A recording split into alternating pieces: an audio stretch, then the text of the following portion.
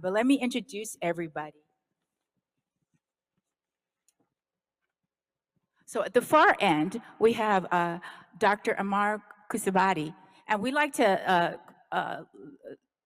refer to him as Dr. Q. He co-leads the U.S. Department of Energy Interconnection Innovation Exchange 2X program and community of practice excellence and innovation to enable simpler, faster, and fairer interconnection. He also manages a wide range of research and innovation projects funded by the department's Solar Energy Technology Office, and I'm sure some of you have interfaced with them. And in the past 10 years, he has managed key CETO programs as NRECA's Solar Utility Network Deployment Accelerator, Race to 7-Day Solar Sunshot Prize, and the Sunshot Catalyst Prize, among other things, incentive programs that we have resulted in community challenges and ability to innovate. He is definitely very capable. He holds a PhD from the University of Paris and informatics. I think he can explain to you what that is. And a Master of Science from the University of Oxford in abstract mathematics. I was really bad at math, so Dr. Q, kudos to you. And an MBA from Georgetown University. It's one of those overachievers. What can I say? All those degrees, Dr. Q. And next to him, David Gall, who is the Executive Director with the Solar and Storage Industries Institute.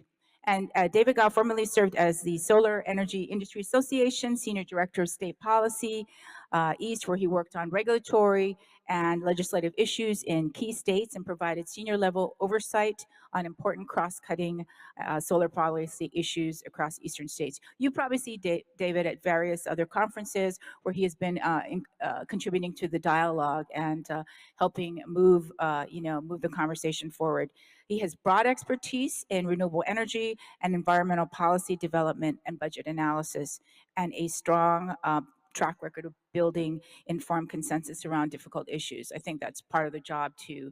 I think sometimes we all want to get there, but devil's in the details, and people always differ. And there's enough room for different dialogue here.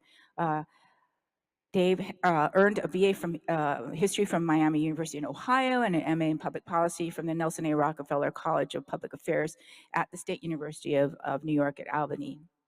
And next to Dave is Commissioner Rory Christian, who is the chair of the New York Public Service Commission. I think I first met Chair Christian when I was still a commissioner. And some of his other, he was wearing some of his other hats before, but he began his career in the energy industry with Keyspan Energy, where he first served as a civil engineer. So he's got engineering background before transitioning to a role in government with government agencies operating in Long Island and New York City.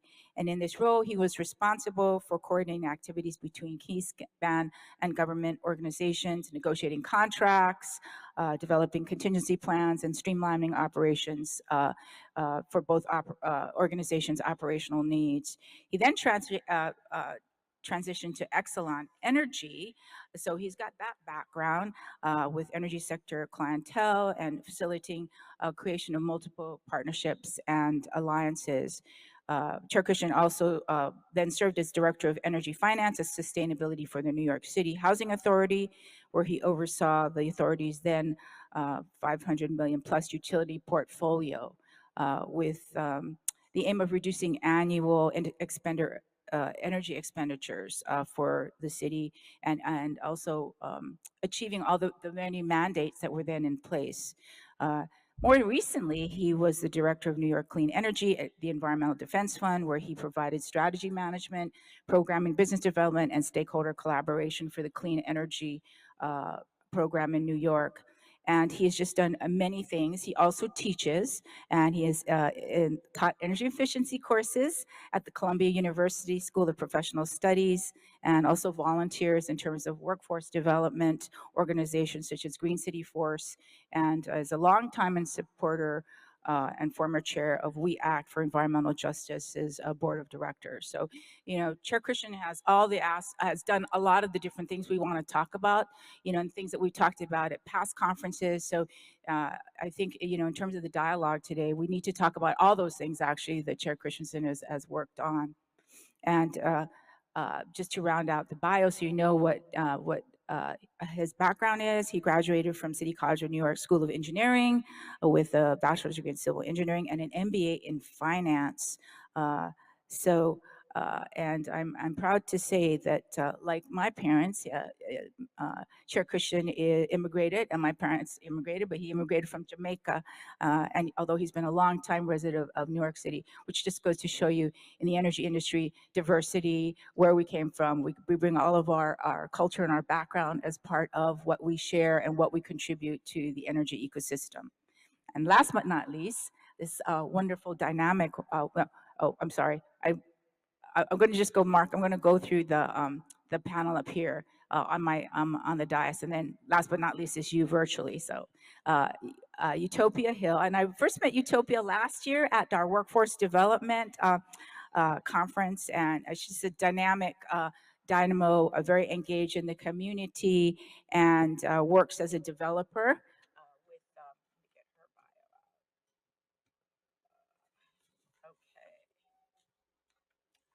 And she is the CEO of Reactivate, her own firm. And Reactivate is the developer, owner, and operator of renewable energy projects and community solar and small utility scale solar, energy storage, and EV charging. And, as a CEO and just even as a community leader, she's provided leadership in a very strategic direction in a rapidly growing area with her innovative team. She fosters relationships with industry partners, businesses, and communities, and also has to grow her own company to address the environmental and social impacts to communities served by Reactivate's project. She previously served as head of engineering, procurement, and construction at Reactivate, and also vice president of Reactivate's construction unit. So, Invenergy. Yeah, Invenergy. So she's got that kind of hardcore background as well in terms of on the boots on the ground. So I think Utopia has been recognized for her, definitely for a very, her background, her experience, but her sharp intellect, her detailed dedication to project execution and ability to effectively collaborate across cross-functional teams.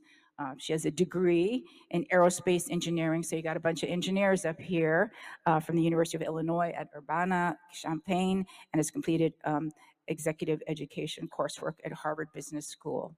And now, last but not least, Mark, saying hello from sunny California.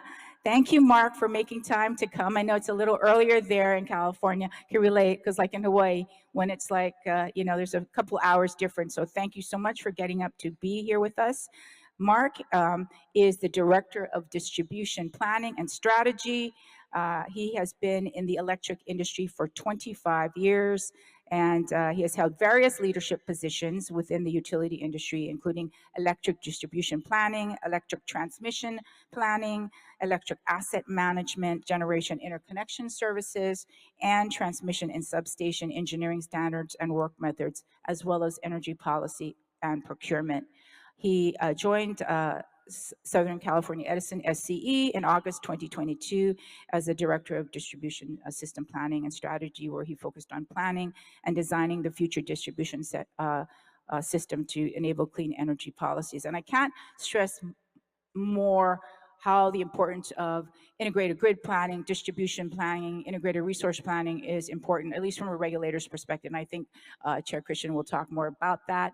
But it's a critical role, and Mark is serving in that critical role and can share insights today. He earned a bachelor's degree in electrical engineering from San Francisco State University and obtained a master's degree in business administration from the University of San Francisco. So he is also still a registered professional electrical engineer for the state of California. So he knows his chops. It's not all book learning. So this is our wonderful Dream Team panel today for our Good Morning America Energy. And we're going to start it off with some kind of icebreaker questions that we're going to ask the panel to answer. So the first question, and just want to encourage folks, if you have questions based on what we talk about today, please feel free. If you're there's virtual participants, there's about 50 people online participating as well today. Please put your questions in the chat. And for those of you that, given the background on what we're going to talk about, want to ask questions directly, we will have a Q&A period after we finish our dialogue up here. And there are mics across the room. So please feel free to come up and don't be shy, or else I'll come and get you with the other microphone that I was talking with this morning. We want to encourage dialogue across the room today. So without further ado, wanted to get everybody to answer the icebreaker question is, what, from your perspective, is the role of interconnection in terms of all this we talk about, decarbonization of the energy sector? I don't know who wants to go first. Should I give Utopia that privilege? We go first and we go down the line. Sure. Good morning, everyone. I guess, yeah, welcome to Good Morning America Energy. The key to ensuring that we can decarbonize the grid, especially with Reactivate's focus on ensuring an equitable grid, is being able to get through the interconnection process in a transparent manner, having the ability to work with the various utilities across the country, because at the distribution level, it's not a single source. There are hundreds, if not thousands, of utilities across the country that we need to ensure are all engaged, are all implementing best practices, because that's the linchpin. If we cannot connect these clean energy resources to the grid, we cannot facilitate the energy transition. Okay, well said. Chair Christian. So I couldn't agree more. And I think the need for that is growing in some interesting ways. Prior to becoming chair, I commissioned a study to look at the effects of the various inclement weather that had been hitting New York and the impact on the adoption of generators. And what we found, many people were buying portable diesel or gasoline generators immediately after various storms, in particular Hurricane Sandy. And that was a wake-up call for us. It was a recognition that people are moving not so much with climate change in mind, but they're taking actions to deal with the emergencies as they arise. And if we are not proactive in having a strong interconnection process to provide proactive action for consumers so that they can have those resources available through green, clean energy producing and storage devices, they will move with alternatives that are not favorable to the goals we all have. And so I think it's very important that we make sure these interconnection processes are up to snuff and suitable and efficient, and that it's just as easy to connect a diesel Honda portable generator to your panel as it is to connect a solar or battery storage. Great. David, your thoughts on the role of interconnection for deep decarbonization? Well, from my perspective, having worked previously in sort of state regulatory and legislative state capitals around the country, I mean, I think what I've seen firsthand is a lot of good intention from regulators and state legislators by throwing a bunch of incentive dollars at distributed energy projects or even large-scale projects.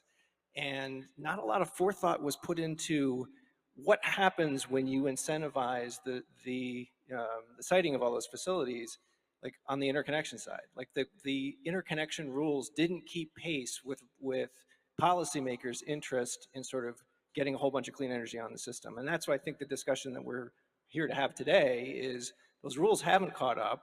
We need to catch up. We need to improve our processes, and we need to clear out.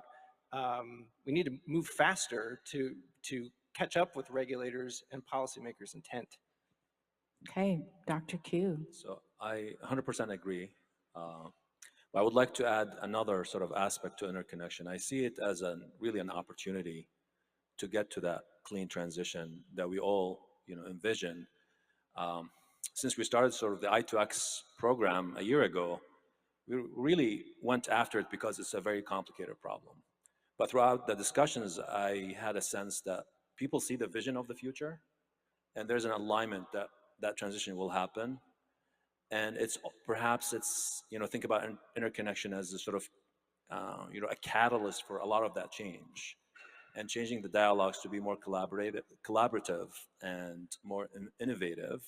I think we built the grid that we have today. It took us 100 years to build it the way it is, and we're thinking about building almost two grids in the next 2 decades. You look at all the decarbonization sort of goals for, you can disagree on the year, whether it's 2035 or 2050, but there's almost an alignment throughout the country that this is happening.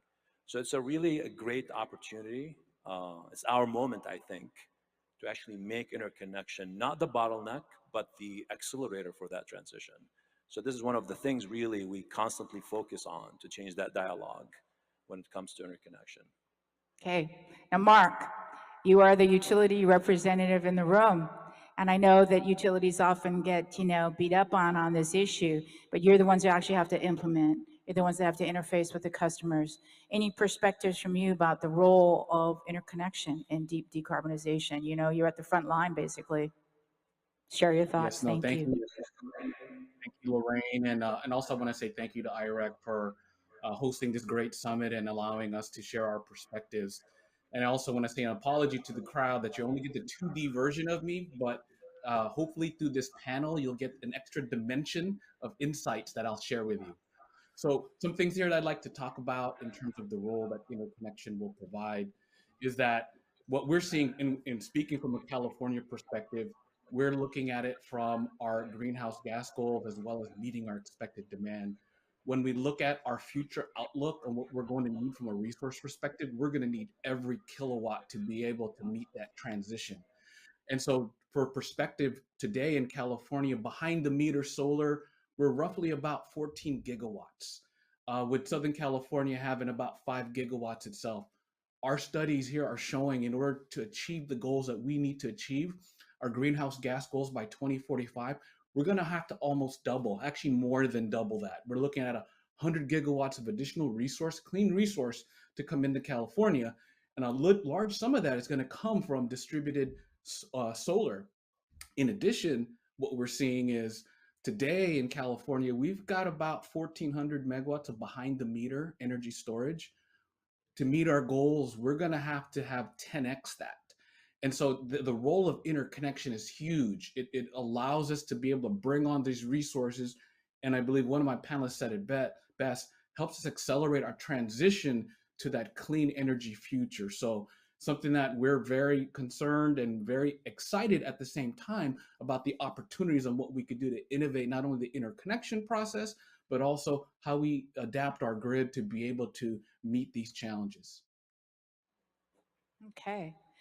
I just want to, give the panelists here kind of a sense of folks in the audience. I mean, how many in the audience come from states where they are adopting aggressive climate, energy, equity, and clean energy goals? And again, quite a few of you. And how about coming from states which have really aggressive targets, like starting in 2030? I mean, we've got California here. Mark just referred to that.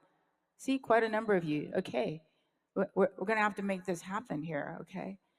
I just want to get some feedback too, if we have consensus, if we all do on the panel.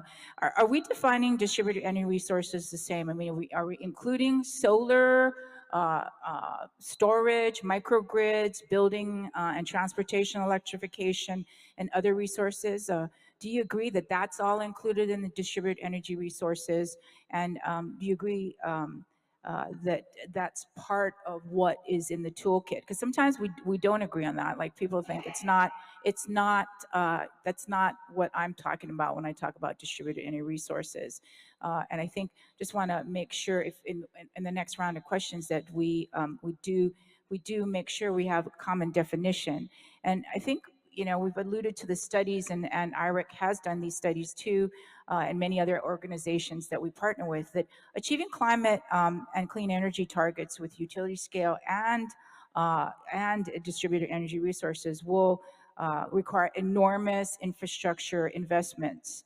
And adding DERs to that mix can potentially, though, save hundreds of millions of dollars and support, as the speakers have already alluded to, a much more equitable and rapid transformation. I think this is especially urgent, and we've got the experts up here. It's federal policies, including the Infrastructure Investment and Jobs Act, the Inflation Reduction Act, and FERC's Order 2222 are opening new opportunities for DER growth. So with all that, kind of the landscape happening, I'm going to turn it to Amar, to Dr. Q. What is the U.S. DOE working on in relation to this interconnection with all this infrastructure demands, the I2X program? And I know David, can speak to that as well. But what's really happening in terms of what resources are available and how are we going to tackle this big infrastructure challenge? Because it still does take money, even though we say it's going to save money. Yeah, it does take a lot of money. So I can talk about two things that the DOE is doing. One, I2X, which is not a funding mechanism as we started it right now. It's more really to convene people because there's a lot of ideas. And as I said, it's an opportunity for collaboration. When we looked at the interconnection in terms of challenges, we really tried to look at both distribution and transmission, as well as the interface between the two, because that is coming. You can see it quite a bit when you think about community scale sort of projects. These tend to be larger projects. They're affecting, they are on distribution networks, but they do affect transmission, and oftentimes a lot of delays happen because of the interface between transmission operators as well as distribution utilities. So that's one thing we're really trying to do with the I2X, is really to be a community of practice, excellence, and innovation, to put a lot of these ideas to actually implement some of the solutions that are readily available.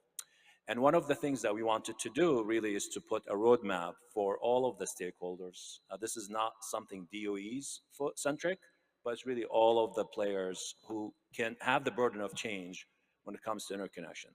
So for the past year, we've been working really hard in order to convene folks, listen to every different perspective, different ideas, look at it from the different disciplines, and put a roadmap, what we call a roadmap, which is a set of sort of options and ideas and solutions that people can start thinking about. And I'm happy to report that we published a draft roadmap for transmission interconnection. I know we're focused on the distribution. It's coming. The distribution roadmap is coming very soon. But what we wanted to do is really to put this draft. It's not a final document. And right now we're going through a request for information. So we're asking people to read it and be honest about what we have included in that roadmap for transmission. There's pieces of it which are around the sort of interface between the transmission and distribution that we left it for the distribution roadmap. So if you have any thoughts, please share them with us. The RFI is open until the 22nd of November, so before Thanksgiving. So so you can enjoy Thanksgiving with your family without thinking about, okay, should I respond to this RFI or not? Is there a website, the address they can go? There is a website. You can go to energy.gov/I2X, and it will take you to the draft roadmap. We kept it short. I mean, normally DOE has 150, 200 page document. This one is less than 100. So, which is, I think, is impressive. Wow. To be able to put a document. But it's a draft, so maybe by the final version, maybe it will become a 150-page. So that's one aspect. I really encourage everyone to look at it, even if you're not interested in transmission necessarily. But a lot of the solutions, a lot of the structures that we put into it in terms of 4 goals around increasing data transparency, improving the process efficiency for interconnection and certainty. So take a look, and if you don't want to write written comments, attend some of the webinars that we're hosting. So that's one thing. I'll keep it short for the second one.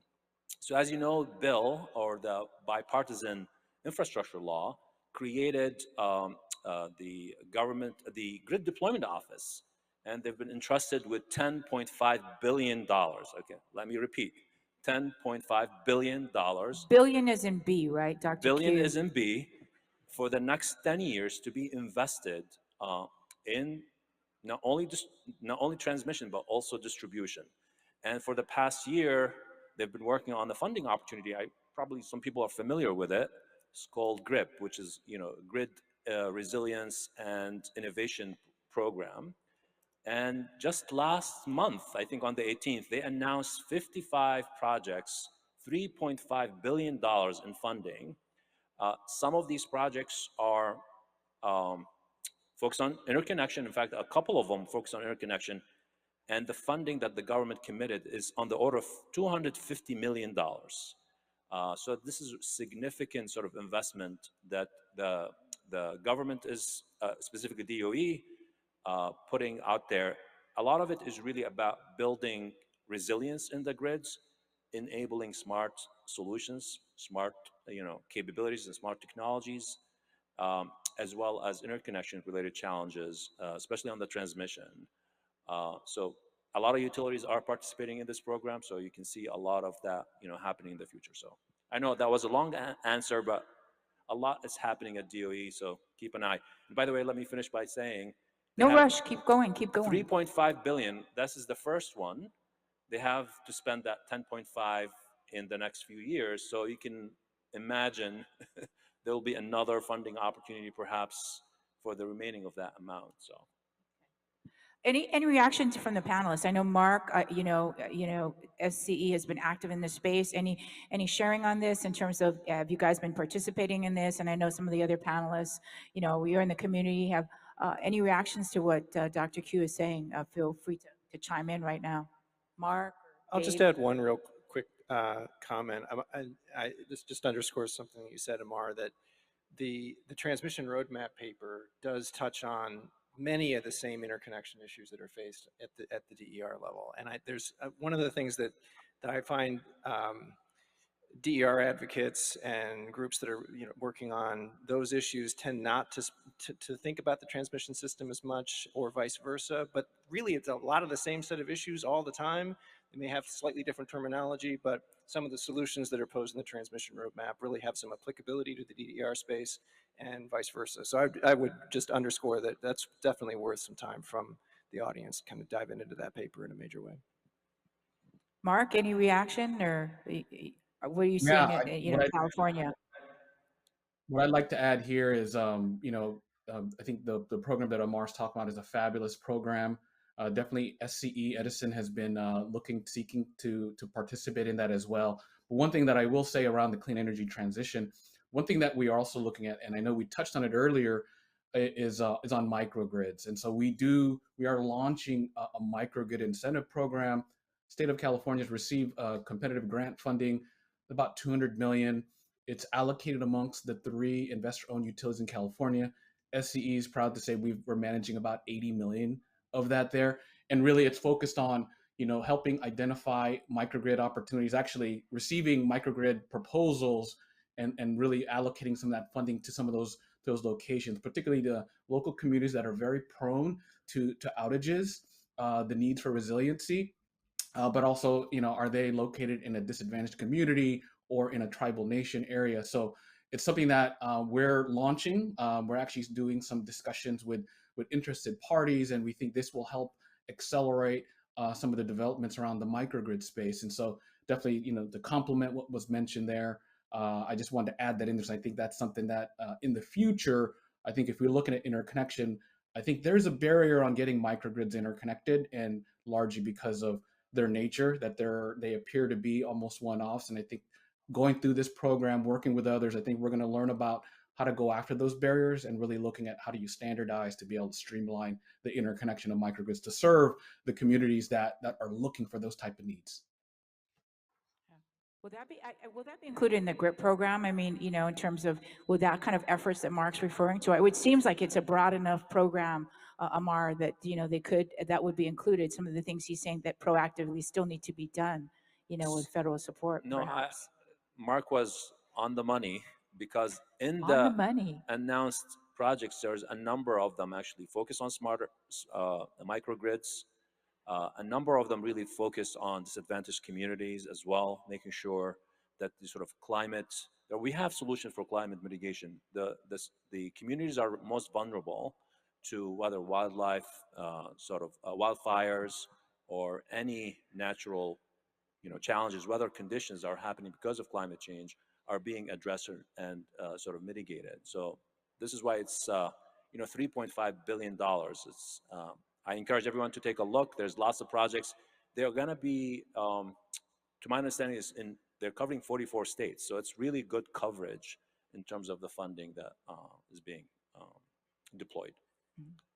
I wanted to, turn to other panels. Any interface with this so far? I mean, Utopia, you've been in the community. I mean, I think it's important for the, community developers and companies like yours to have access. So, and then also, the state regulators. So, any thoughts from either, Roy or Christian or you, Utopia? Yeah, I would say we have not had access to the funding thus far. Definitely something to look into. But I think a couple of items were raised that I do think are very important.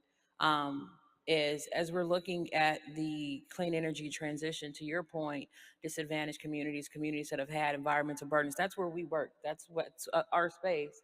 And when we are going out and we're trying to interconnect in these communities, they're often the areas with the oldest infrastructure.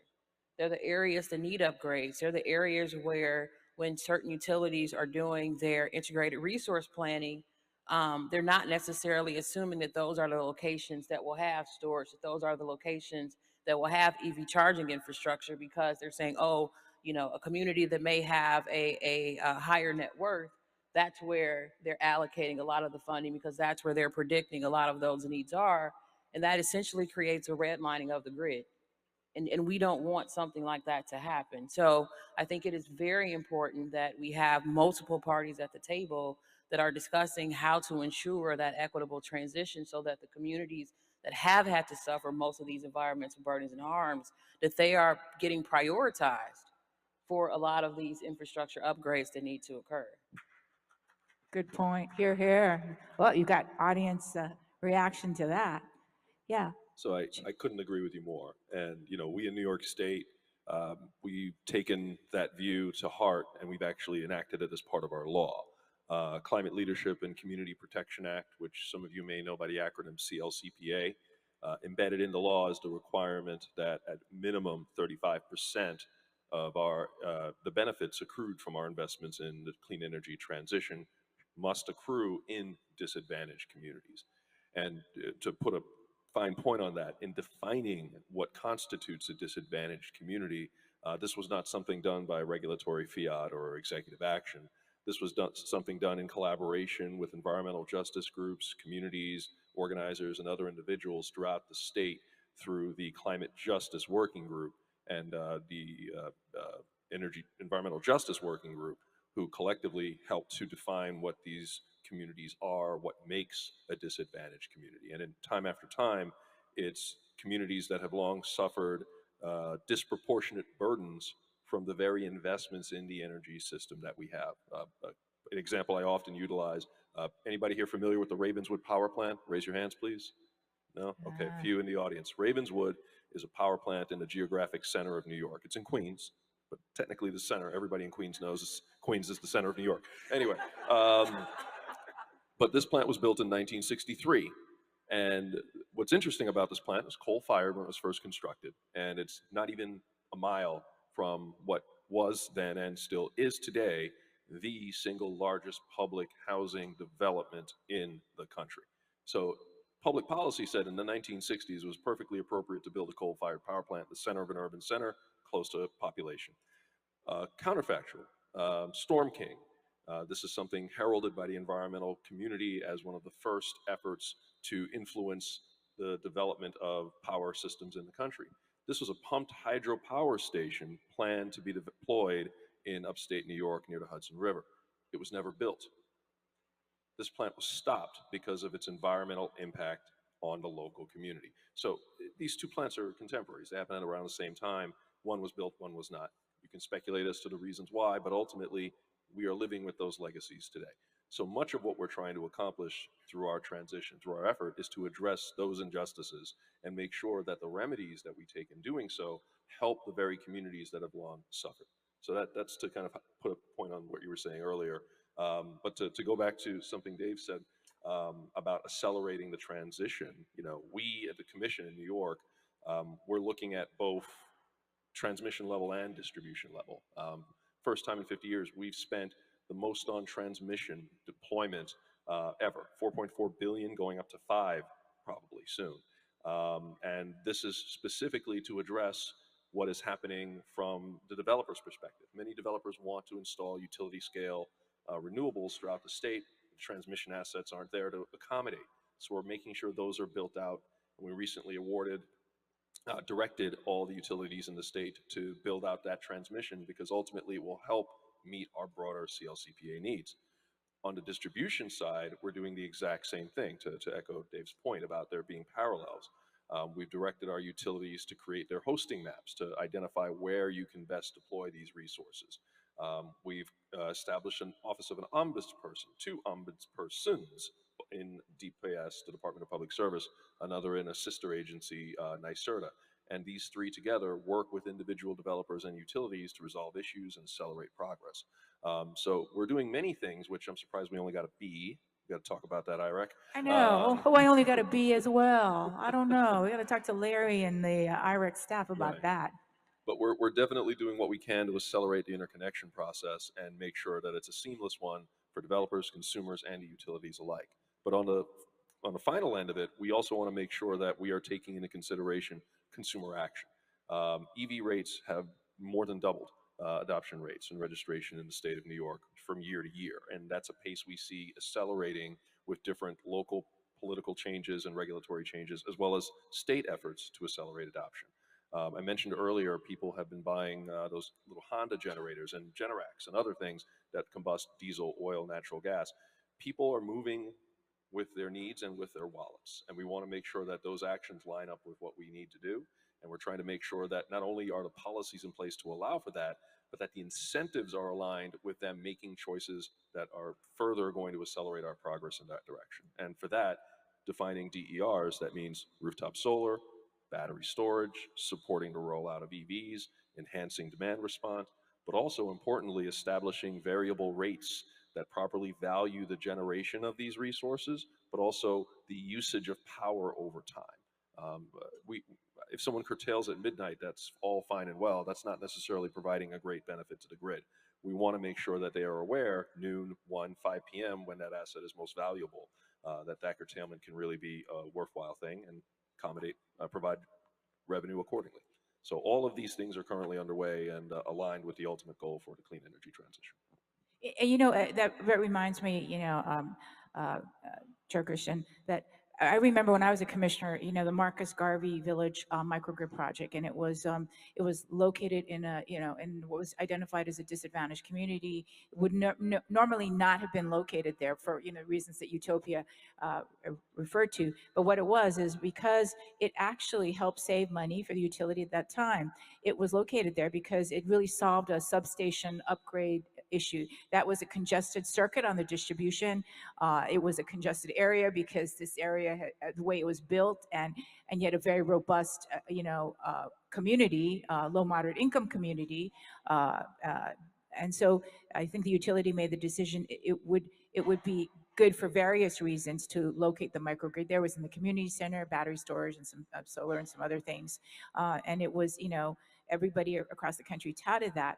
And in that sense, it actually saved the utility money. It saved other customers money to locate that resource in a disadvantaged community because it avoided a costly substation upgrade in order to serve other customers within that service territory. So it can be a win-win, if we keep things in mind. And I think that New York led on that. I remember that as well. And I think important, embedded in that is a recognition that, the grid we have today is over 100 years in the making, and it's founded on a paradigm of supply and demand, and that the supply must meet whatever is demanded. And we're changing that paradigm. We're taking what was once seen as a load pocket, a consumer, someone who's always going to demand increasing amounts without any control, and we're allowing them, the consumer, the individual at the end of that line, to have more control over how and when they use that energy for the benefit of everybody upstream. And I think that's a powerful paradigm shift that makes all the arguments that we're making for the clean energy transition all the stronger. Right.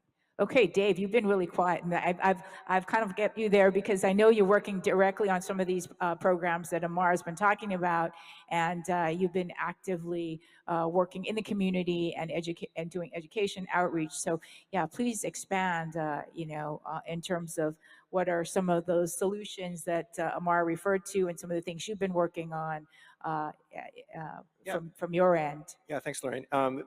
I'm going to start actually just by explaining what the Solar and Storage Industries Institute is. We're a new organization, so probably a lot of folks haven't heard about us yet. We were founded in 2022, and we're an affiliate of the Solar Energy Industries Association, but we're the nonprofit charitable education, research, and policy development arm. We've got a small staff, but we're growing and taking on a bunch of projects. And interconnection has been one of the areas where we've spent quite a bit of our staff time thinking about solutions and how we can kind of move the ball forward to connect more clean energy projects to the grid. I wanted to pick up on another element of the I2X initiative that DOE has in place, which is their technical assistance program. So for those of you that aren't familiar with it, technical assistance program basically selects projects from a competitive field, and one of the national labs executes the project, and then the stakeholders actually bring the ideas to the DOE for consideration. So we had an idea along with the Coalition for Community Solar Access, National Grid, Smarter Grid Solutions, which is a private firm that does flexible interconnection work, to take a look at community solar projects and try to better understand how flexible interconnection will impact a community solar array. So we proposed a project that was selected by DOE. We're in the early stages of getting the project moving and trying to hustle a bunch of the data here. But essentially the question that we're trying to answer is, okay, if there are flexible interconnection solutions that are applied to large community solar projects, what does that mean in terms of project output? What does that mean in terms of project revenue? How often do those tools actually take effect? And what's the impact on the developer or the long-term asset owner?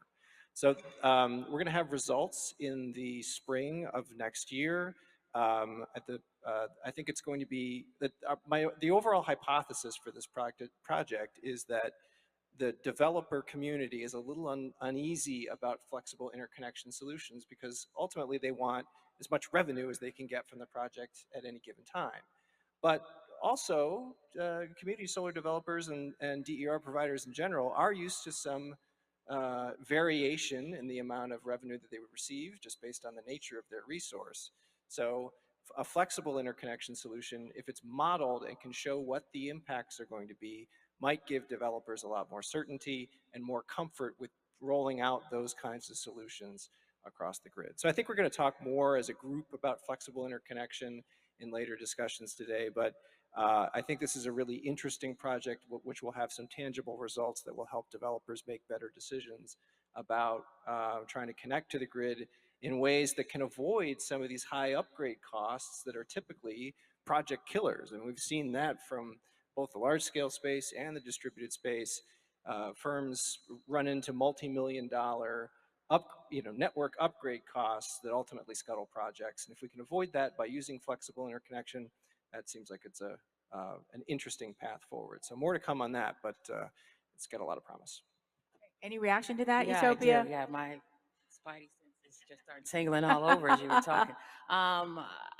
I think a few things. I mean, I think one thing to keep in mind is that community solar projects, just smaller distributed generation projects in general, the capital expenditures are much higher on a per megawatt basis compared to the utility scale solar project. So you're already trying to combat the higher cost because we don't have the economies of scale as large projects. When you add in what you're deeming flexible generation, we're financing these projects on the back end. And if we can't get financing parties comfortable with that, we can't access the funding to build the projects. So that's the balance. You have a higher cost product, and then you're also saying that the revenues from this product, may vary. That becomes riskier when we look at the capital markets compared to a larger project. And for us and what we do, our projects are built to provide energy cost savings to low to moderate income households. It's also impacting my ability to give 20, 30, 40% discounts to LMI households on their energy bills, because now I can't look at a consistent revenue stream in order to offset that cost. So I think there are definitely benefits, but I think the broader picture has to be thought about as well on the economic and finance side, because those are markets that we just have to contend with. I think another point I wanted to circle back to, Chair Christensen was talking about before, with the hosting capacity. New York is one of the few states that has hosting capacity maps available, but we need them to be updated more frequently. It is very, very challenging. Oh, we got another reaction from the audience there. Okay. It is very, very challenging for developers to understand where we can locate these assets in order to support the grid if we don't have clarity. I mean, it's literally a black box. And across the country, we work in about 15 to 20 states. There is no consistency. Every interconnection application process varies from, certain places, not like New York, that have a portal that we can use. Illinois and comment territory are pretty good. They have a portal that we can use, but they're working on hosting capacity maps to certain areas I will not name that still have an Excel spreadsheet. And they will send you an email and they want wet signatures, and said, I sent something to DocuSign, and they got upset. And it was like, so there are still areas of improvement across the country. So, there's been progress, but there's definitely work to do. And I think, we need to think and ensure that there are as many parties at the table when some of these decisions and discussions are being made. And it's bringing in developers, but also bringing in those financiers, because at the end of the day, if we can't pass the test of the financiers to provide funding, unless the DOE would like to provide lots of funding for these projects, then we've got to find a way to make them work. Okay, another key stakeholder, though, we have to talk to is Mark. I mean, representing utility perspective, because I wanted to just get feedback from you, Mark, in terms of, I think California's utilities are doing hosting maps. I recall, I think that you are required to do that, if I recall correctly. I mean, maybe Chair Christian knows what the colleagues at CPUC are doing. And then, maybe you could weigh in a little bit in terms of what Utopia is saying. I mean, what has SCE done to try to modernize this procedure? So when you guys have, community choice aggregates, you have, community-based renewable energy projects in California. Can you maybe weigh in on some of the things that Utopia just, gave us the reality check on and talked about? Yeah, no, thank you, Utopia, for bringing that up. And similar to how you've had I think you said your spider senses, mine went up when I heard hosting capacity maps too. So just a couple things on that before I jump into it. So like at SCE, around our net energy metering program, basically a lot of the behind the meters, rooftop solar, I'd say historically we've been averaging around 4.5 business days from when we receive a complete application to interconnection. And I'd say that's increased as the volumes increased. And I think the beginning of this year, the first quarter, I think we received over 130,000 applications. And it created a large backlog, a jam of things. And so that's, I'd say, first thing is on the interconnection process is, how do you streamline that intake to be able to process a large volume of applications? And that's going to be done through automation. And I'm very confident in the future with AI and other work that's going to happen. That's going to help streamline that effort. Now, the other aspect going even further upstream is on the hosting capacity maps. In California, we deployed the first set of hosting capacity maps, I want to say around the 2015, 2016 timeframe. We've steadily improved that. We've had multiple proceedings within the CPUC on the interconnection process and how to leverage the hosting capacity maps. Something that I also want to call out is IREC's been a great stakeholder in that. They've been using a very critical eye to help identify opportunities and improvements, which is really keeping a lot of the California utilities on their toes to find ways to get better and improve.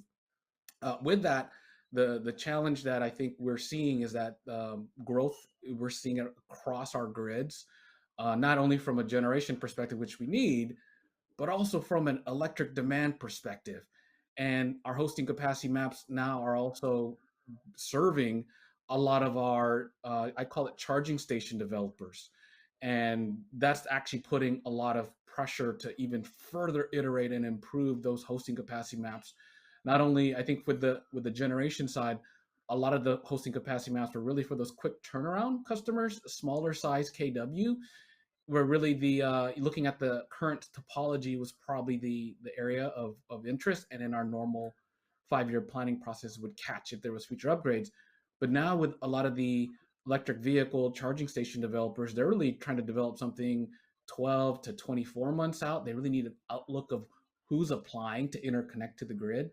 And I think that's actually, causing a lot of challenges, and that we're working through, because a lot of those projects may drop out. And do you allocate that capacity there, or you don't? And so we're now looking at multiple scenarios to be able to inform our hosting capacity map. So all that to say is the utilities are going to continue to have to step up their game in improving hosting capacity maps, really moving it forward and tying it closer to the interconnection process. And so that's something that we believe California's leader at. We still also want to understand why we got a B on interconnection, but that's something here that we'll follow up with IREC. So, Dave, is SSII doing anything to educate the utilities? I know you're working with community stakeholders. It sounds like, from what Utopia said, there's, different curve of knowledge out there in terms of technology tools and things such as hosting map, data sets that some of the utilities might be able to avail themselves. I don't know if have you folks looked at that at all in terms of when you're convening people, the state of knowledge is not, and the state of innovation is not the same all across the country. You've got some early adopters and such, but they could learn from the lessons from others. So maybe you could expand on that. Well, I mean, I think one of the real features of the project that we brought to DOE on this flexible interconnection stuff was a utility partner, because we needed the data from the utility to help do the modeling that can kind of estimate what those bands are going to be with respect to the flexible interconnection's impact on a project. But they're really interested in the outputs too, because I think the utility, many of the utilities that we're dealing with on a regular basis, understand that the current process isn't working the way it's going to need to if we're going to meet either the utilities' clean energy goals or state clean energy goals. So the National Grid's been a great partner with this effort. They're working through all the issues with us, and I think they have a real strong interest in the outcome to see if they can use flexible interconnection solutions on their system more broadly, and this would give them some data to do that with. But I think from here, once we have some results to share, that's a great opportunity to take that material to other utilities, bring people around, convene some stakeholders, utility stakeholders, others around what we found. So we're looking forward to that later in the spring. Maybe that's something, I don't know, USDOE and, Amar, is there something that we could, potentially collaborate on out of this dialogue here? It seems like there's a need for that. That's definitely the thinking, right? This is why we like this project specifically, because it was really a collaboration between the utilities. There's a developer too, and a solution provider, as well as institutes like David, who's really reaching out to the community solar developers, trying to educate them. So you have more players.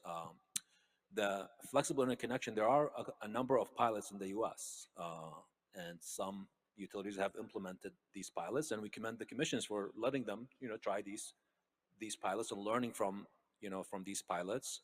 But the question is, like, how do you scale this to some level? So there's a minimum viable scale that can actually help and get more developers being involved, is including their financial sort of institutions that helps them, finance these projects. This is why we really like this sort of approach, because you take a pilot, you get all of the players who are involved to learn from it, and then becomes a model for others sort of to learn and perhaps, scale it going forward. So it's certainly on our sort of thinking to, once this project is underway, to host webinars, to highlight what we have learned, what works, what does not work, right? So that's really, one of the key tenets of I2X is this is one project, we have others, and we want to continue doing that sort of cycle of piloting, trying to scale, peer sharing with others. Yeah, and I think that the longer, even a step beyond that, is moving beyond the pilot phase. Once we have some new information, commissions can start to look at, okay, maybe this is a requirement and across our service territories to implement these solutions in a limited way. So I think that's sort of the longer term vision of where we want to go with this. I think there's a potential here as well. I know that there's funding from the DOE for rural and electric co-ops as well, because that's another space where we work. Um, but and Mark may be able to speak to this too. Like the utilities, they need help. They need to be incentivized to actually want to provide a lot of this transparency and information. That can be through various types of incentives that can come from the PUCs to mandate it. But they can often be resource constrained too. Like we're looking for information, we're looking for transparency.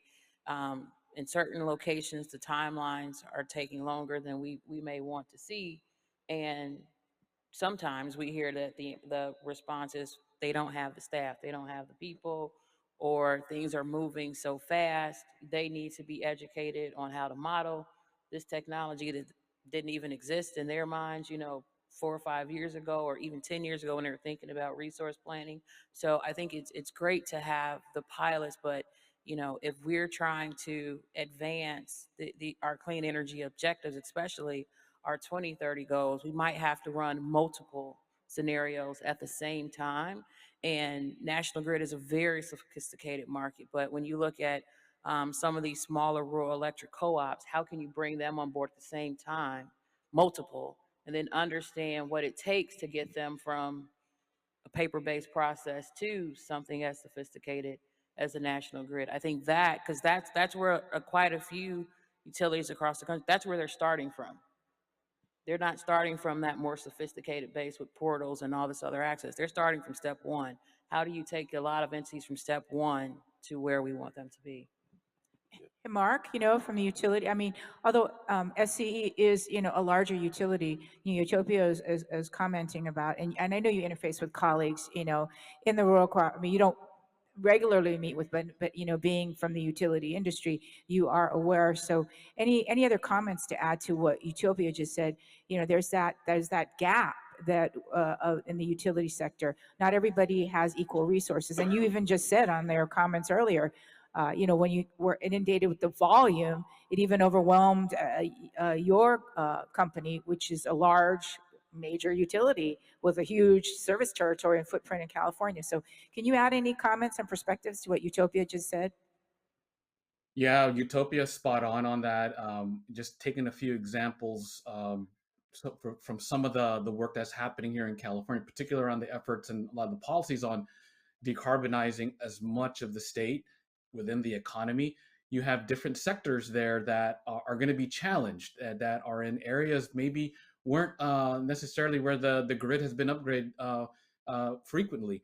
An example that's something we're also concerned about is like our ag community customers. They're typically in areas where the rural communities, some of the areas are disadvantaged, and they're being forced to transition to an electric future, and they need help, right? So we're doing reach outs to better inform and educate about what the policies are, as well as what the technologies are available to help them with that transition. And it's going to be something that we're going to have to make sure as we go through the areas, how no one gets left behind in this transition. Another example is on the transportation sector in California. Right now, a lot of the early adopters are coming in and they're moving forward, but you have a lot of smaller sized businesses that really can't wait for the interconnection to be delayed, particularly if they're looking at bringing in and changing out their few fleets of vehicles to an electric vehicle. And they're looking at opportunities of like, well, what's around there for me? One, from a charging perspective, rates, as well as are there opportunities to put in demand side resources to support their operation. And those are actually what I think, when we think about it, they're actually most vulnerable to the interconnection because they really can't afford a delay to run their business. And so how are we doing the reach out to educate, inform, and provide the resources to those type of parts of our sector and within our communities is going to be really, really key. Chair Christian. So I feel like I have so much to say here, but I want to Go start. ahead. We've by got lots of saying, time. the support of the DOE has long been a valuable and critical component to everything that we do. So I want to thank you personally for your work and the work of your office, because without which I don't know where we would be in our progress today. Well, So thank you. just want to throw Yes. that out Hear, there. hear. Leadership. Right. That said, we always love more money. So please keep that in mind as well. Dave It's did your this. money, right? So it's your money we're That's giving true. back. That's true. Yeah, taxpayer money. But I want to take a moment. Dave did this earlier, and I'll do the same for the Public Service Commission. And you know, I'm sure you've all heard this from other commissioners. You know, reliability, safety, affordability, provision of utility service at just and reasonable rates. That is what the commission is designed to do. Lesser discussed, and often following that, is the need to develop economic markets for clean energy. And that's at the core of what the New York State Commission is attempting to do, and part and parcel with a lot of the incentive dollars and programs that we establish. Utopia mentioned earlier fluctuating values causing havoc on your ability to plan long-term and obtain financing. That's something we're very keenly aware of. You know, through the VEDR process, the value of distributed energy resources process, we look to change certain values at a certain frequency, and that very reason, that very explanation is one of the things we took into consideration in how we set up the value of those resources going forward to make sure those markets could obtain some financing at a certain level of guarantee in terms of their output and their ability to be compensated for that. So ensuring these markets work is critically important, because we don't want a flash in the pan. And what I mean by that is an event that happens when incentives are so rich in the very first few years, everybody comes into a market, snaps them up in a very short period of time, and you don't have a durable platform from which to continue that progress going forward because those incentives are so rich. That said, don't listen to what I just said, DOE, No. please. Thank you. More money is always a valuable thing. So we want to make sure we size these programs the right way. We want to make sure we set the metrics appropriately for that long-term growth. So I can imagine that is part of some of the frustration many are experiencing, not just in New York, but in other places when they try to bring projects online. The thing to keep in mind, we are doing this quite literally for the first time. This is new.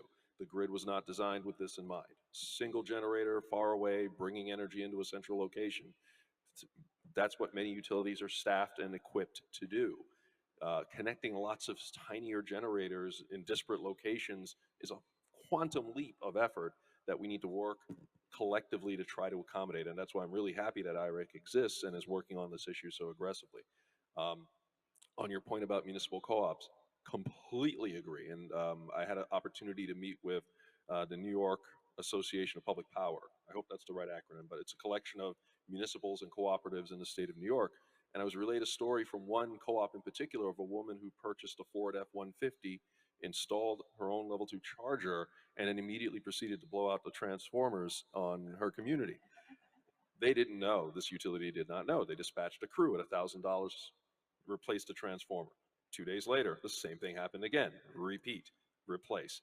3 days later, okay, what's happening? This is now the third time, and they did door-to-door inspections, found the Ford 150, found the unauthorized upgrades, and tried to work something out. What was the end result of that scenario?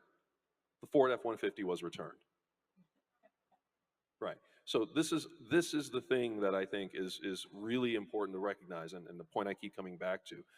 Consumers are making choices. We need to be able to adapt and keep up with the choices that they're going to make and be prepared for the realities those choices are going to bring. And rather than be a hindrance, we need to make sure that all the things that we do support those changes, particularly when they're aligned with our climate and clean energy goals. Now I'll stop there. Okay, I think we kind of went to roll, and you know, I was going to refer to Chair Christensen in terms of comments in terms of the role of customers in the clean energy transition. I think you kind of touched upon it there in that last comment. Yeah, we're going to open it up now for questions. So the panel, we've had a great dialogue. They're not done yet. We've got Q&A. If you don't have Q&A, I've got more questions for them. But this is your time. Please come up. And if I don't know if there's any questions in the chat. If there are, if the staff could let us know.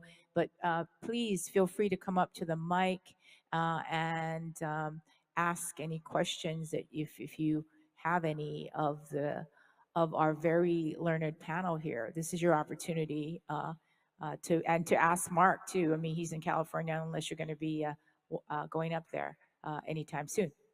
Questions? Yes. Yeah, we got one from online, and I think it was David that mentioned flexible interconnection. So they just wanted to get a little bit of an explanation of what that means. Oh, so yeah, flexible interconnection solutions tend to be software tools that are managing the injections of a DER project into the grid, but also sort of keeping track of the real-time conditions on the grid at the same time. So sort of the tool is understanding what's happening on the grid, where there may be constraints, and then sort of backing down a project's output to compensate for the grid conditions themselves. And there are a bunch of companies now that are starting to provide those solutions. One of the firms we're working with has a whole suite of different tools that they use for this purpose. And I believe there are firms popping up all over the country that are starting to look into this as well. So what are some of those tools, maybe for the benefit of the audience, if you could cite them? What are some of the tools in terms that you just referred to that these innovation companies are bringing to for more flexible interconnection? Maybe just cite some specifics, or. Well, I mean, the bigger picture is essentially it's the software that manages right, that manages the data, yeah. right? That wasn't there before. And there are even sort of more sophisticated tools that the utilities are using, kind of across a fleet of different projects that they can kind of link and connect all those pieces and manage a whole bunch of different DERs at the same time. So that's another sort of application of it. Beyond like into the nuts and bolts of how it actually works, I'm not an No, but will engineer, this be things like that can be off the shelf? I mean, I know in the past, I mean, that's the cost for utilities, right? I mean, I'm going to get Mark to weigh in here, and those costs actually then get passed on to the developers. Are these solutions, and I think that's something for US DOE to think about, is this going to be open source, and is this going to be open platform, so that some of these tools can then be, replicated without a consultant coming in specialized to a project, or, tailoring it for that particular project, proprietary to that project. And that's what increases the cost. I think, at least I remember when I was a commissioner, that was the thing that actually even utilities, you have a consultant that comes in and says, no, this is proprietary to us. You must pay us X to put this in, and then you must pay us Y to maintain this. And then, then that cost comes back to the commission. Can we get cost recovery? Or if developers, need, or they want this tool to be able to do what they need to do to interconnect, then that cost gets passed on to the developers.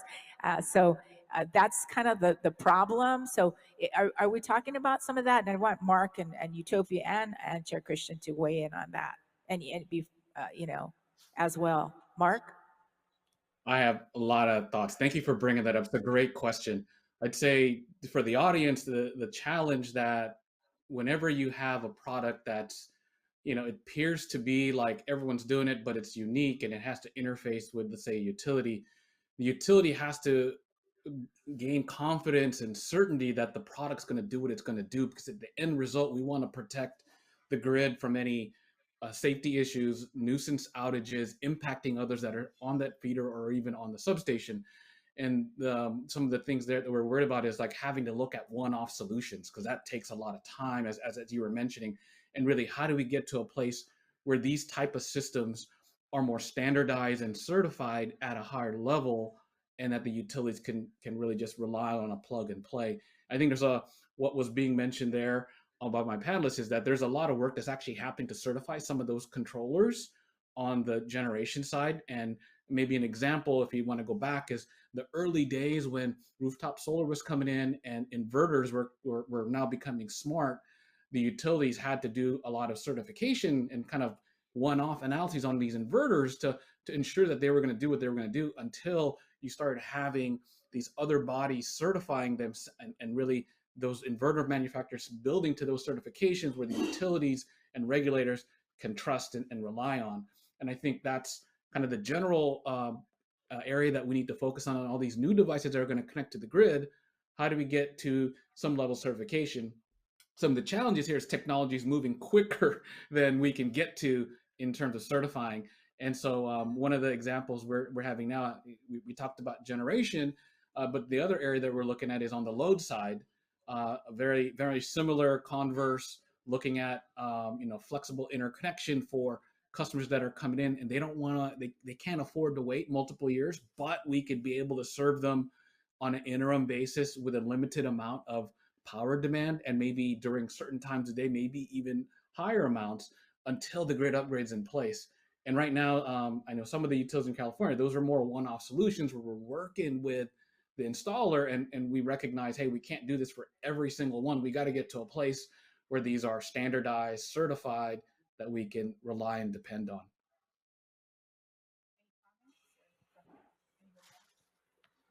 I just want to make sure that I think all the points about standardization and certification are good, about the new tools, and I agree with those, but I also want to make sure that we don't lose sight of the fact that these new tools could save ratepayers and save commissions,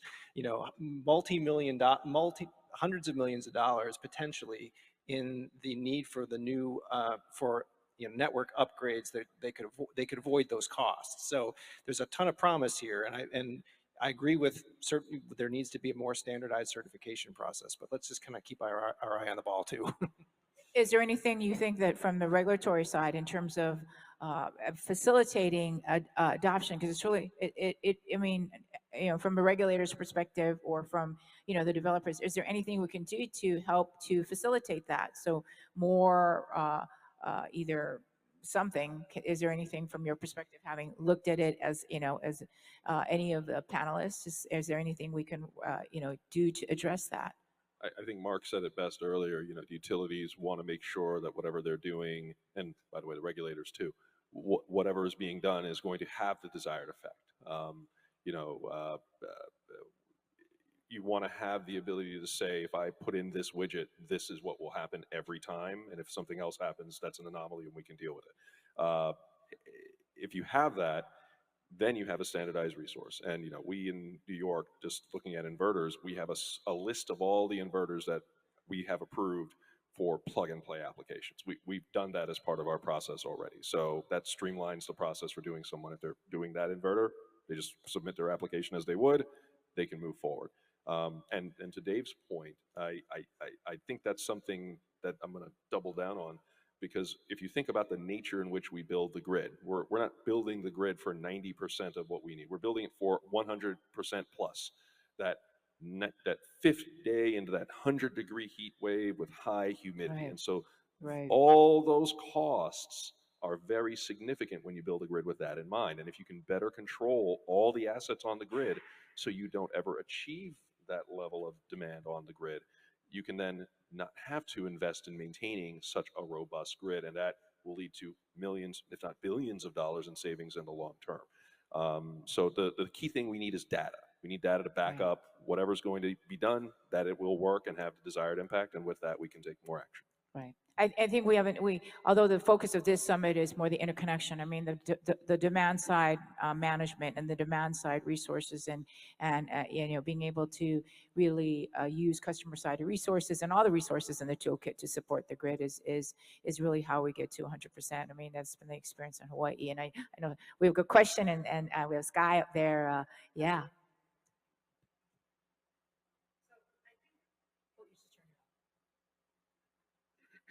Hello, can you hear me? Okay. So I want to bring it back to interconnection and particularly ask the commissioner and Dr. Q, but anybody's thoughts on this. One of the biggest hurdles, I think, in getting the innovation that we're talking about in the interconnection process is at the PUCs. We need to talk a little bit about the role of the regulator here. And I don't mean that in a negative way. I mean, I don't think we're paying enough attention to how much work public utilities commissions have to do here, and frankly, how under-resourced the public utilities commissions are. When it comes to interconnection, often there are maybe one or two staff at best who focus on interconnection and often have very limited skill set or exposure to interconnection before they took on that job. So my question is, what do we need at commissions to actually be able to move the interconnection innovations forward? What kind of support do PUCs want and need, and how do we get that support to the regulators? So we have all these ideas, but they actually have to get implemented, and what do we need to do to ask gets funding or whatever support to PUC so they can actually do that work on interconnection? So that's a great and easy question to answer. We could always use more resources, to your first point. And we do have a handful of people working on interconnection issues. We have a larger number focused on transmission and distribution issues in general, but to your point, interconnection is a very niche subject area. Now, in terms of how to approach the commission with information, well, one of the things we do in New York, in addition to rate cases, which is our bread and butter, we do a lot of information proceedings, requests for information, working groups, and we always solicit participation. I believe IREC has participated in quite a few over the years, and that is one of the easiest ways for us to obtain information from developers, advocates, and others on what actions we can take to not only make the process better, but to change internally as to how we operate to ensure that the process can run smoothly. Everything we do at the commission is based on information that is available in the public record. And so in addition to those working groups and other opportunities, it's comments to the commission. Proceeding I mentioned earlier, the Value of Distributed Energy Resources Commission, that is an ongoing proceeding. It will probably never end. We are continuously refining that, and that would be a great place to provide input and feedback on what we're doing from an interconnection perspective. We've had a number of transmission proceedings. I mentioned earlier our $4+ billion transmission build out. That was part of what we're referring to as a phase 1, phase 2 CLCPA transmission needs, but also areas of concern, which are areas where we see a lot of growth, where we know we need to do some work immediately. Those are other areas where that kind of engagement can happen. But we try to, again, make sure all the information is publicly available regarding what we're doing and how we're engaging. And we always are welcoming and eager to receive that input and feedback. And that's one of the best ways to do it. So I will add that DOE has, solar actually started a few years ago, something called the Solar Innovation Fellowship Program. And now it's called the Clean Energy Innovation Fellowship Program. And the idea behind it is that DOE will fund a fellow, will pay for someone to be at the commission for a year or 2 years to offer that support, because we recognize that oftentimes, even when there's all kinds of capabilities and resources and innovation out there for the commissions to sort of to act on, they need staff. So that program has been really successful. People love it. But the commission has to raise their hands. Okay, we're interested in having an innovation fellow to be part of it, part of our commission, and they can work on whatever they want. It's not specifically for interconnection. They can work on anything they want. And we think, this is an example of what DOE, with limited amount of the funding available for that program, can actually help with the capacity building at the commission or augmentation of what they already have. We have one. We have one of your fellows, so. So Utopia, being in the community and interfacing with the commission, and having sometimes their staff having to come in and review things. Is there anything that you see that we from that the community, whether the DOE could actually find funding support, any other capacity areas that given that you've been working more in the rural communities, with the smaller utilities and in smaller communities, I think that perspective would be appreciated. What commissions could use to help them with some of the challenges that you've identified? Yeah, absolutely. I think it's great having that fellowship program and maybe expanding that, so there is a broader range of sharing that expertise in the communities that may not have as many resources as other areas. I think that's definitely something that's needed. And I wanted to circle back really to Dave talking earlier about the essentially with just controls, implementing controls and projects so that you can regulate your output and then you can have more projects on the grid. And you made a comment earlier as well about a project that you worked on where it was actually saving money for the utility. Having access to that information as a developer is helpful, because then we can work collaboratively with utilities. We can understand from the commissions as well, if they're saying, hey, this is where we know that there's a need. This will help decrease the cost to ratepayers. Myself and I am sure lots of other developers say, absolutely, we will be your partners in that process. But the expertise and the nuance in order to make those types of assessments may not be the same expertise that exists when we look at areas that have been historically disadvantaged, or areas that have rural and electric co-ops. So making sure that they also have the tools to make those assessments, ensuring that when we go through the interconnection and the studies process, that they have the team and the expertise, instead of just saying, no, you can't interconnect, being able to present different options and say, well, you could interconnect if you did this, instead of just multi-million-dollar upgrades. Like, those are different things, and those are the nuances that don't exist everywhere.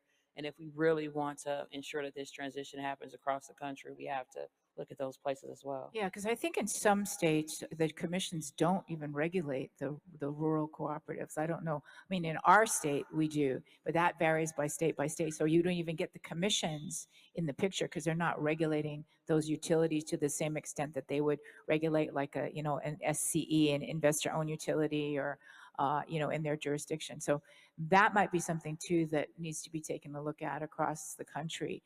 In terms of capacity building, when you're talking about it, rural cooperatives that don't even interface with the commission because they're not regulated in the same way that that larger utilities are.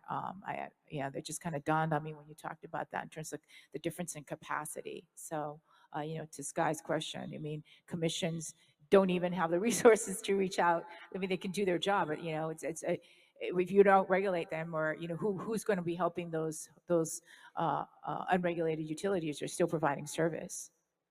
Question. Yeah, thank you so much for the panel. Thanks you all for coming to Minnesota on this beautifully warm fall day.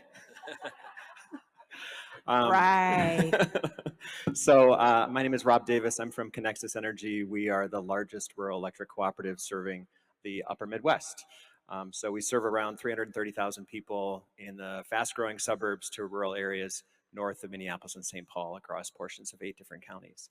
I really greatly appreciate the anecdote of the consumer who plugged in a Ford 150 and then blew out the transformers. So while blowing out the transformers is an extreme example, we know from what we've seen on our own grid that we are putting an undue amount of stress and putting a lot of transformers into a state of accelerated depreciation, which has meaningful impacts on our bottom line, because the supply chain for transformers and the cost of transformers is not what it was just 3 years ago.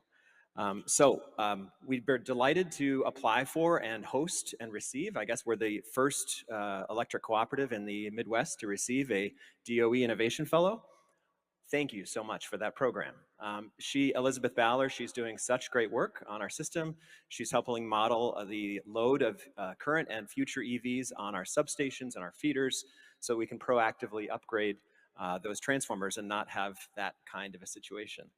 But I wonder, something I've seen from my background in the advocacy and clean energy advocacy community is there's not enough appreciation and understanding about the impacts that electrify everything has on transformers and has on the distribution grid. We need more focus and attention on the distribution grid. So it'd be nice if, a percentage of those $3.2 billion of GRIP funds could be redirected to more energy innovation fellows. That would be a great first start. But I wonder if you could all comment on, or some of you could comment on, the education needed for advocates and for policymakers about the consequences of electrify everything on transformers. We don't want to have stressed out transformers. We want happy transformers. And maybe we could start a hashtag about happy transformers, right, as a result of this conference. But I appreciate your perspective on that question. Okay, I think he's asked for a response from all of you. So, quick round of responses, and then we'll go to Mark, who's, waiting as well. You want to take it away, Amar or Dave? I think it's a great idea, and Ira can actually help with this. I know Shay here in the audience, who one time he had this exact idea when he was part of our team at DOE. So it's a great idea. I think we can work on this going forward. As I2X, we can maybe study it with the national labs and sort of work a little bit on educating. You're absolutely right.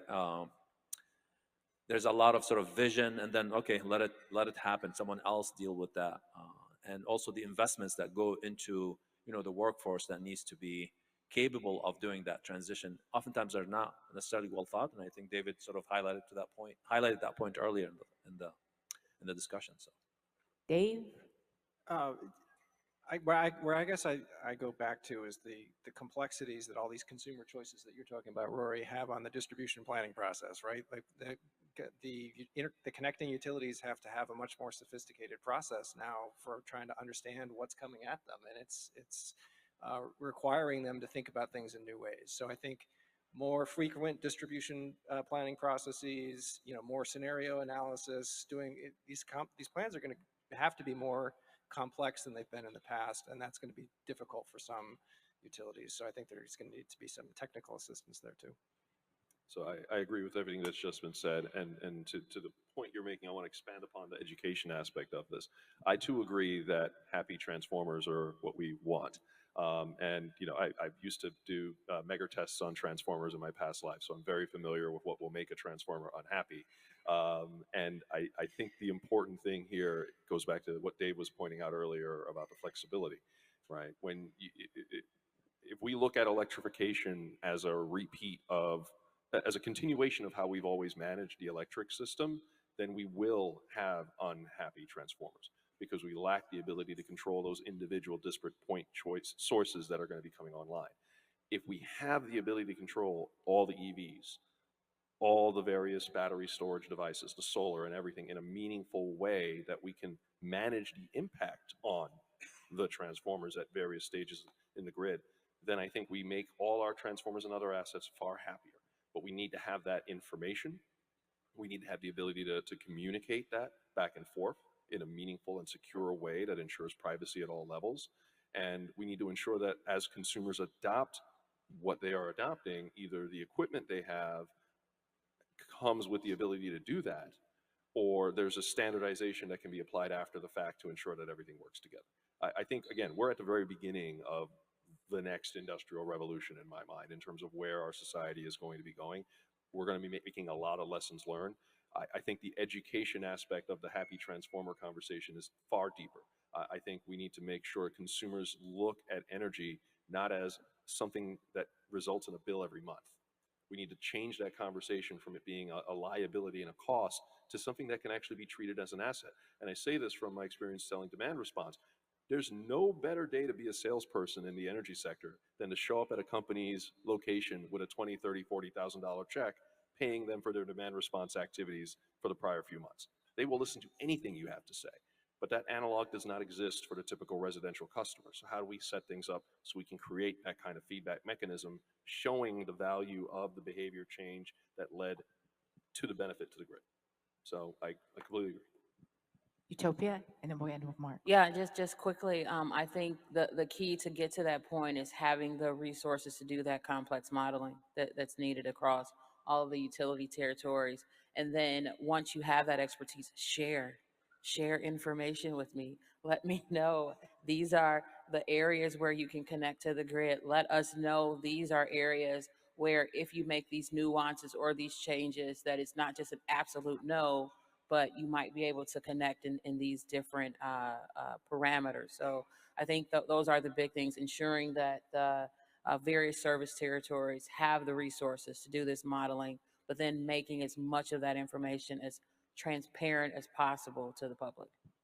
And Mark, your perspective in response to the question, and I know you guys are working, at the distribution level. So, any more comments in response to the question from our audience? Yeah, a few comments here. Some things that we're doing, particularly targeted at the areas of growth of electrification, is really early engagement with the developers and builders in the various communities to educate them as well as the local consumers about the impacts of electrification and really engaging the utilities early so that we can start to do some proactive planning on how we integrate and orchestrate all those resources as well as upgrade the wires.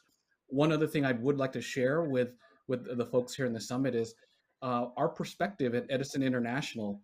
If you Google us at Edison International, we've developed a white paper called Reimagining the Grid. It was a few years ago. A lot of the principles and activities are things that we're accelerating on, but really it talks about how Edison International, we are reimagining our planning and our grid infrastructure to enable interconnecting these resources, and as well as what technologies are needed to further orchestrate these resources to minimize grid upgrades and speed up interconnection timelines. So I leave that with the summit for those that are interested in learning more. If not, you can reach out to me. Thank you. And I'm getting the signal from the timekeeper that we are out of time, but there will be a break. So you'll be able to chat a bit with our panelists. I think they're planning to stay for a little bit more after this panel is over. And we'll take a brief break, and we'll come back for the second panel of the day, and it'll be very exciting. So please stay tuned. Still refreshments in the back. Please help yourself. I'm going to ask the panelists just to stay here for a minute because we're going to take a quick picture. But if you all can give them a round of applause. Thank you so much to the Good Morning America Energy Group.